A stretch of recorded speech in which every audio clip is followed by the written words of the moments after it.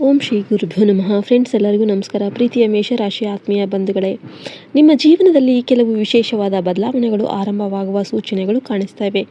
ಈ ಸಮಯದಲ್ಲಿ ದೇವರ ಕೃಪೆ, ಗ್ರಹಗಳ ಚಲನೆ ಮತ್ತು ನಿಮ್ಮ ಸ್ವಂತ ಪ್ರಯತ್ನಗಳು ಸೇರಿ ನಿಮ್ಮ ಜೀವನದ ಕೆಲವು ನಿಂತು ಹೋದ ಕೆಲಸಗಳಿಗೆ ಮತ್ತೆ ಚಲನೆ ನೀಡಬಹುದು. ವಿಶೇಷವಾಗಿ ನಿಮ್ಮ ಮನೆಗೆ 2 ದೇವತೆಗಳ ಆಗಮನ ಆಗಬಹುದು. ಇದು ಆಧ್ಯಾತ್ಮಿಕ ನಂಬಿಕೆ ಹೇಳುತ್ತೆ. ಆ ದೈವಿಕ ಕೃಪೆ ಯಾವ ರೂಪದಲ್ಲಿ ಇರುತ್ತೆ, ಯಾವ ದಿನಗಳಲ್ಲಿ ನೀವು ಹೆಚ್ಚು ಎಚ್ಚರಿಕೆಯಿಂದ ಇರಬೇಕು ಮತ್ತು ನಿಮ್ಮ ಜೀವನದಲ್ಲಿ ಹಣ, ಕೆಲಸ, ಕುಟುಂಬ ಮತ್ತು ಸಂಬಂಧಗಳ ವಿಷಯದಲ್ಲಿ ಯಾವ ಬದಲಾವಣೆಗಳು ಕಾಣಿಸಬಹುದು ಎಂಬುದನ್ನು ಗಮನ ಕೊಟ್ಟು ಕೇಳಿ. ಮೇಷರಾಶಿಯವರೇ, ನೀವು ಧೈರ್ಯಶಾಲಿಗಳು, ವೇಗವಾಗಿ ನಿರ್ಧಾರ ತೆಗೆದುಕೊಳ್ಳುವವರು ಮತ್ತು ಒಂದು ಕೆಲಸವನ್ನು ಕೈಗೆತ್ತಿಕೊಂಡ್ರೆ ಅದನ್ನು ಮುಗಿಸೋದಕ್ಕೆ ಪ್ರಯತ್ನ ಮಾಡುವವರು. ಆದರೆ ಕೆಲವೊಮ್ಮೆ ಇದೇ ವೇಗ ನಿಮಗೆ ಸಮಸ್ಯೆಯನ್ನು ಉಂಟು ಮಾಡಬಹುದು. ಯೋಚಿಸದೆ ಮಾತನಾಡಬೇಕಾದದ್ದು, ಕೋಪದಲ್ಲೇ ನಿರ್ಧಾರ ತೆಗೆದುಕೊಳ್ಳೋದು ಅಥವಾ ಇತರರ ಮಾತಿಗೆ ನೀವು ತಕ್ಷಣ ಪ್ರತಿಕ್ರಿಯೆ ನೀಡೋದು, ನಿಮ್ಮ ಅವಕಾಶಗಳನ್ನು ಇದೆಲ್ಲ ಕೂಡ ದೂರ ಮಾಡಬಹುದು. ಆದ್ದರಿಂದ ಮುಂದಿನ ಕೆಲವು ದಿನಗಳಲ್ಲಿ ನಿಮ್ಮ ದೊಡ್ಡ ಶಕ್ತಿ ನಿಮ್ಮ ಧೈರ್ಯ ಮಾತ್ರ ಅಷ್ಟೇ ಅಲ್ಲ, ನಿಮ್ಮ ತಾಳ್ಮೆ ಕೂಡ ಆಗಿರುತ್ತೆ. ನಿಮ್ಮ ಮನೆಯಲ್ಲಿ ಲಕ್ಷ್ಮೀ ದೇವಿಯ ಕೃಪೆ ನೆಲೆಸಬೇಕಂತ ನೀವು ಬಯಸಿದರೆ ಮನೆಯ ಸ್ವಚ್ಛತೆಗೆ ವಿಶೇಷ ಗಮನ ಕೊಡಿ. ಪ್ರತಿದಿನ ಬೆಳಿಗ್ಗೆ ಬಾಗಿಲನ್ನು ಸ್ವಚ್ಛಗೊಳಿಸಿ, ಸಾಧ್ಯವಾದರೆ ಅರಿಶಿನ ಮತ್ತು ಕುಂಕುಮದಿಂದ ಶುಭ ಚಿಹ್ನೆ ಹಾಕಿ, ಶುಕ್ರವಾರ ಸಂಜೆ ದೀಪ ಹಚ್ಚಿ ಲಕ್ಷ್ಮೀ ದೇವಿಯನ್ನು ಭಕ್ತಿಯಿಂದ ಆರಾಧಿಸಿ. ಇಷ್ಟ ದೇವರ ನಾಮಸ್ಮರಣೆ ಯಾವಾಗಲೂ ಮಾಡಿ. ನಿಮ್ಮ ಮನಸ್ಸಲ್ಲಿ ಭಯ ಅಥವಾ ಗೊಂದಲ ಹೆಚ್ಚಾದಾಗ ಕೆಲವು ನಿಮಿಷ ದೇವರ ಮುಂದೆ ಶಾಂತವಾಗಿ ಕುಳಿತು ಪ್ರಾರ್ಥಿಸುವ ಅಭ್ಯಾಸವನ್ನು ಮಾಡಿಕೊಳ್ಳಿ. ಈ ಆಚರಣೆಗಳು ನಿಮ್ಮ ಜೀವನದಲ್ಲಿ ಸಾಕಷ್ಟು ಬದಲಾವಣೆಗಳನ್ನು ತಂದುಕೊಡುತ್ತೆ. ಅನಗತ್ಯವಾಗಿ ಯಾರಿಗೂ ನೋಯಿಸಬೇಡಿ. ಅಗತ್ಯ ಇರೋರಿಗೆ ಆಹಾರ ಮತ್ತು ಉಪಯುಕ್ತ ವಸ್ತುಗಳನ್ನು ದಾನ ಮಾಡಬಹುದು. ದಾನ ಮಾಡುವಾಗ ಪ್ರತಿಫಲ ನಿರೀಕ್ಷೆ ಮಾಡಬಾರ್ದು. ಯಾವಾಗಲೂ ಕೂಡ ಮನೆಯ ಪೂಜಾ ಕೋಣೆಯನ್ನು ಸ್ವಚ್ಛವಾಗಿ ಇಡಿ. ಸ್ವಚ್ಛತೆಗೆ ಹೆಚ್ಚು ಗಮನ ಕೊಡಿ. ಶುಕ್ರವಾರ ದಿನ ಮಣ್ಣಿನ ಪಾತ್ರೆಯಲ್ಲಿ ಬೆಳ್ಳಿ ನಾಣ್ಯವನ್ನು ಕೆಂಪು ಬಟ್ಟೆಯಲ್ಲಿ ಇಟ್ಟು ಅದರ ಮೇಲೆ ಸ್ವಲ್ಪ ಅಕ್ಕಿ, ಗೋಧಿ ಹಾಕಿ ದೇವರ ಮುಂದೆ ಇಟ್ಟು ಪೂಜೆ ಮಾಡಬಹುದು. ಮನೆಯ ಪೂಜಾ ಸ್ಥಳವನ್ನು ನೀವು ಯಾವಾಗಲೂ ಸ್ವಚ್ಛವಾಗಿಟ್ಟರೆ ಅಲ್ಲಿ ಲಕ್ಷ್ಮೀ ದೇವಿಯನ್ನು ಸ್ಮರಿಸಿ ಪೂಜೆ ಮಾಡಿ. ಸಾಧ್ಯವಾದರೆ ಕನಕದಾರ ಸ್ತೋತ್ರವನ್ನು ಪಠಿಸಿ. ಆದರೆ ಯಾವುದೇ ಉಪಾಯದಿಂದ ಹಣ ಖಚಿತವಾಗಿ ಬರುತ್ತೆ ಅಂತ ಭಾವಿಸಬಾರ್ದು. ಈ ರೀತಿ ಎಲ್ಲವೂ ಮಾಡೋದ್ರಿಂದ ನಿಮ್ಮ ಮನಸ್ಸಿಗೆ ಶಾಂತಿ, ಮನೆಯಲ್ಲಿ ಪಾಸಿಟಿವ್ ವೈಬ್ಸ್ ಅನ್ನೋದು ಹೆಚ್ಚುತ್ತೆ. ಈ ಸಮಯದಲ್ಲಿ ಆತುರದ ನಿರ್ಧಾರಗಳನ್ನು ತಪ್ಪಿಸೋದು ನಿಮಗೆ ಒಳ್ಳೆಯದು. ಇನ್ನು ಪರಿಚಯ ಇಲ್ಲದ ವ್ಯಕ್ತಿಯ ಮಾತನ್ನು ನಂಬಿ ಹಣವನ್ನು ಹೂಡಿಕೆ ಮಾಡೋದಕ್ಕೆ ಹೋಗಬಾರ್ದು. ಯಾರಾದರೂ ದೊಡ್ಡ ಲಾಭದ ಭರವಸೆ ನೀಡಿದರೆ ಮೊದಲು ಸಂಪೂರ್ಣ ಪರಿಶೀಲನೆ ಮಾಡಬೇಕು. ಸಾಲ ಕೊಡೋದು, ದೊಡ್ಡ ಖರೀದಿ ಮಾಡೋದು ಅಥವಾ ಯಾವುದೇ ದಾಖಲೆಗಳಿಗೆ ಸಹಿ ಮಾಡುವ ಮೊದಲು ಯೋಚನೆ ಮಾಡಬೇಕು. ಇವೆಲ್ಲ ಕೂಡ ಸಂಬಂಧವನ್ನು ಮುರಿಬೇಕಾದ ಒಂದು ಟೈಮ್ ಕೂಡ ಆಗಿರಬಹುದು. ನಿಮಗೆ ಅನುಕೂಲಕರವಾದ ದಿನ ಹನುಮಂತನ ದೇವಸ್ಥಾನಕ್ಕೆ ಭೇಟಿ ನೀಡಿ ಪ್ರಾರ್ಥನೆ ಮಾಡಬಹುದು. ಹನುಮಾನ್ ಚಾಲಿಸಾ, ಹನುಮಾನ್ ನಾಮಸ್ಮರಣೆ ಮಾಡೋದ್ರಿಂದ ಮನಸ್ಸಿಗೆ ಧೈರ್ಯ ಸಿಗ್ಬೋದು. ಮುಂದಿನ ದಿನಗಳಲ್ಲಿ ನಿಮ್ಮ ಜೀವನದಲ್ಲಿ ಪ್ರೀತಿ ಮತ್ತು ಕುಟುಂಬದ ವಿಷಯ ಕೂಡ ಮುಖ್ಯವಾಗಿರುತ್ತೆ.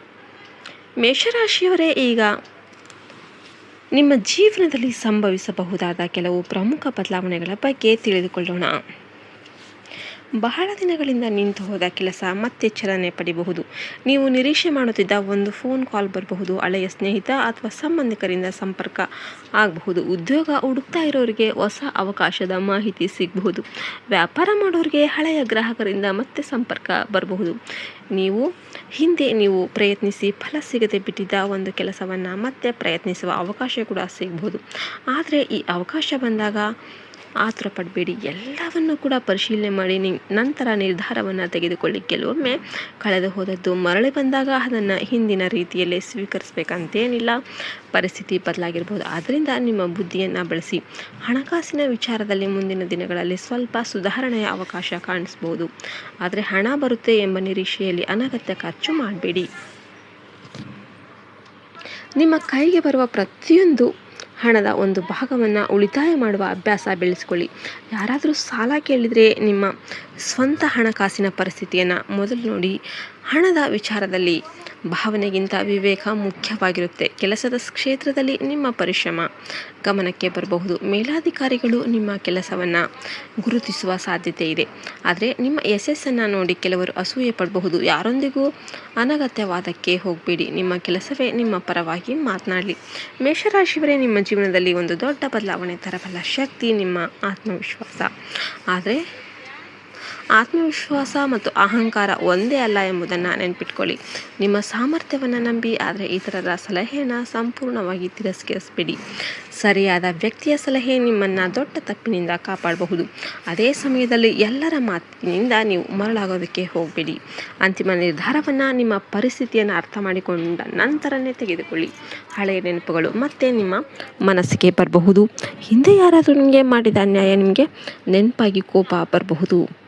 ಆದರೆ ಭೂತಕಾಲವನ್ನು ಮತ್ತೆ ಮತ್ತೆ ನೆನೆಸ್ಕೊಂಡ್ರೆ ನಿಮ್ಮ ಇಂದಿನ ಸಂತೋಷವನ್ನು ಕಳೆದುಕೊಳ್ತೀರಾ. ದೇವಸ್ಥಾನಕ್ಕೆ ಭೇಟಿ ನೀಡಿ ಪ್ರಾರ್ಥನೆ ಮಾಡಬಹುದು. ಹನುಮಾನ್ ಚಾಲಿಸ, ಹನುಮಾನ್ ನಾಮಸ್ಮರಣೆ ಮಾಡೋದ್ರಿಂದ ಮನಸ್ಸಿಗೆ ಧೈರ್ಯ ಸಿಗ್ಬೋದು. ಮುಂದಿನ ದಿನಗಳಲ್ಲಿ ನಿಮ್ಮ ಜೀವನದಲ್ಲಿ ಪ್ರೀತಿ ಮತ್ತು ಕುಟುಂಬದ ವಿಷಯ ಕೂಡ ಮುಖ್ಯವಾಗಿರುತ್ತೆ. ಮೇಷರಾಶಿಯವರೇ, ಈಗ ನಿಮ್ಮ ಜೀವನದಲ್ಲಿ ಸಂಭವಿಸಬಹುದಾದ ಕೆಲವು ಪ್ರಮುಖ ಬದಲಾವಣೆಗಳ ಬಗ್ಗೆ ತಿಳಿದುಕೊಳ್ಳೋಣ.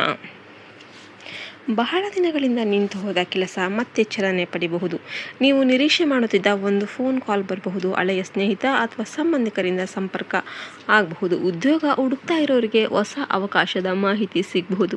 ವ್ಯಾಪಾರ ಮಾಡೋರಿಗೆ ಹಳೆಯ ಗ್ರಾಹಕರಿಂದ ಮತ್ತೆ ಸಂಪರ್ಕ ಬರಬಹುದು. ಹಿಂದೆ ನೀವು ಪ್ರಯತ್ನಿಸಿ ಫಲ ಸಿಗದೆ ಬಿಟ್ಟಿದ್ದ ಒಂದು ಕೆಲಸವನ್ನು ಮತ್ತೆ ಪ್ರಯತ್ನಿಸುವ ಅವಕಾಶ ಕೂಡ ಸಿಗಬಹುದು. ಆದರೆ ಈ ಅವಕಾಶ ಬಂದಾಗ ಆತುರ ಪಡಬೇಡಿ. ಎಲ್ಲವನ್ನು ಕೂಡ ಪರಿಶೀಲನೆ ಮಾಡಿ ನಂತರ ನಿರ್ಧಾರವನ್ನು ತೆಗೆದುಕೊಳ್ಳಿ. ಕೆಲವೊಮ್ಮೆ ಕಳೆದು ಹೋದದ್ದು ಮರಳಿ ಬಂದಾಗ ಅದನ್ನು ಹಿಂದಿನ ರೀತಿಯಲ್ಲೇ ಸ್ವೀಕರಿಸಬೇಕಂತೇನಿಲ್ಲ. ಪರಿಸ್ಥಿತಿ ಬದಲಾಗಿರ್ಬೋದು. ಆದ್ದರಿಂದ ನಿಮ್ಮ ಬುದ್ಧಿಯನ್ನು ಬಳಸಿ. ಹಣಕಾಸಿನ ವಿಚಾರದಲ್ಲಿ ಮುಂದಿನ ದಿನಗಳಲ್ಲಿ ಸ್ವಲ್ಪ ಸುಧಾರಣೆಯ ಅವಕಾಶ ಕಾಣಿಸ್ಬೋದು. ಆದರೆ ಹಣ ಬರುತ್ತೆ ಎಂಬ ನಿರೀಕ್ಷೆಯಲ್ಲಿ ಅನಗತ್ಯ ಖರ್ಚು ಮಾಡಬೇಡಿ. ನಿಮ್ಮ ಕೈಗೆ ಬರುವ ಪ್ರತಿಯೊಂದು ಹಣದ ಒಂದು ಭಾಗವನ್ನು ಉಳಿತಾಯ ಮಾಡುವ ಅಭ್ಯಾಸ ಬೆಳೆಸಿಕೊಳ್ಳಿ. ಯಾರಾದರೂ ಸಾಲ ಕೇಳಿದರೆ ನಿಮ್ಮ ಸ್ವಂತ ಹಣಕಾಸಿನ ಪರಿಸ್ಥಿತಿಯನ್ನು ಮೊದಲು ನೋಡಿ. ಹಣದ ವಿಚಾರದಲ್ಲಿ ಭಾವನೆಗಿಂತ ವಿವೇಕ ಮುಖ್ಯವಾಗಿರುತ್ತೆ. ಕೆಲಸದ ಕ್ಷೇತ್ರದಲ್ಲಿ ನಿಮ್ಮ ಪರಿಶ್ರಮ ಗಮನಕ್ಕೆ ಬರಬಹುದು. ಮೇಲಾಧಿಕಾರಿಗಳು ನಿಮ್ಮ ಕೆಲಸವನ್ನು ಗುರುತಿಸುವ ಸಾಧ್ಯತೆ ಇದೆ. ಆದರೆ ನಿಮ್ಮ ಯಶಸ್ಸನ್ನು ನೋಡಿ ಕೆಲವರು ಅಸೂಯೆ ಪಡಬಹುದು. ಯಾರೊಂದಿಗೂ ಅನಗತ್ಯವಾದಕ್ಕೆ ಹೋಗಬೇಡಿ. ನಿಮ್ಮ ಕೆಲಸವೇ ನಿಮ್ಮ ಪರವಾಗಿ ಮಾತನಾಡಲಿ. ಮೇಷರಾಶಿಯವರೇ, ನಿಮ್ಮ ಜೀವನದಲ್ಲಿ ಒಂದು ದೊಡ್ಡ ಬದಲಾವಣೆ ತರಬಲ್ಲ ಶಕ್ತಿ ನಿಮ್ಮ ಆತ್ಮವಿಶ್ವಾಸ. ಆದರೆ ಆತ್ಮವಿಶ್ವಾಸ ಮತ್ತು ಅಹಂಕಾರ ಒಂದೇ ಅಲ್ಲ ಎಂಬುದನ್ನು ನೆನಪಿಟ್ಕೊಳ್ಳಿ. ನಿಮ್ಮ ಸಾಮರ್ಥ್ಯವನ್ನು ನಂಬಿ, ಆದರೆ ಇತರರ ಸಲಹೆಯನ್ನು ಸಂಪೂರ್ಣವಾಗಿ ತಿರಸ್ಕರಿಸಬೇಡಿ. ಸರಿಯಾದ ವ್ಯಕ್ತಿಯ ಸಲಹೆ ನಿಮ್ಮನ್ನು ದೊಡ್ಡ ತಪ್ಪಿನಿಂದ ಕಾಪಾಡಬಹುದು. ಅದೇ ಸಮಯದಲ್ಲಿ ಎಲ್ಲರ ಮಾತಿನಿಂದ ನೀವು ಮರಳಾಗೋದಕ್ಕೆ ಹೋಗಬೇಡಿ. ಅಂತಿಮ ನಿರ್ಧಾರವನ್ನು ನಿಮ್ಮ ಪರಿಸ್ಥಿತಿಯನ್ನು ಅರ್ಥ ಮಾಡಿಕೊಂಡ ನಂತರನೇ ತೆಗೆದುಕೊಳ್ಳಿ. ಹಳೆಯ ನೆನಪುಗಳು ಮತ್ತೆ ನಿಮ್ಮ ಮನಸ್ಸಿಗೆ ಬರಬಹುದು. ಹಿಂದೆ ಯಾರಾದರೂ ನಿಮಗೆ ಮಾಡಿದ ಅನ್ಯಾಯ ನಿಮಗೆ ನೆನಪಾಗಿ ಕೋಪ ಬರಬಹುದು. ಆದರೆ ಭೂತಕಾಲವನ್ನು ಮತ್ತೆ ಮತ್ತೆ ನೆನೆಸ್ಕೊಂಡ್ರೆ ನಿಮ್ಮ ಇಂದಿನ ಸಂತೋಷವನ್ನು ಕಳೆದುಕೊಳ್ತೀರಾ.